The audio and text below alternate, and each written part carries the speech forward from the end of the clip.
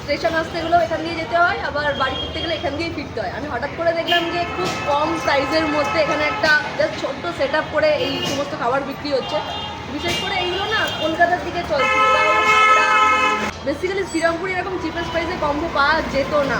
এখন এই দিদিকে দেখলাম স্টার্ট করেছে, দ্যাটস ওয়াই হলো একটা ভিডিও বানানো যাক। আমি ফেসবুকে ভিডিও বানিয়েছি আর মোটামুটি খাবার দাবার টেস্ট করেছি, ভালো লেগেছে। আর বিকেলবেলার স্পেশাল হচ্ছে এখানকার বড়া পাও, তার সঙ্গে মাটন কিমা ঘুগনি। আমি সবাইকে বলবো যারা যারা ভিডিওটা দেখছো মাস্ট কাম অ্যান্ড খাবারগুলো টেস্ট করে দেখো যে তোমাদের 20 টাকায় মাটন কিমা ঘুগনি। আমার তো বেশ ভালো লেগেছে, বাকিটা তোমরা আসো খেয়ে দেখো কেমন লাগে, ভালো লাগলে আবার সেকেন্ড টাইম আসবে।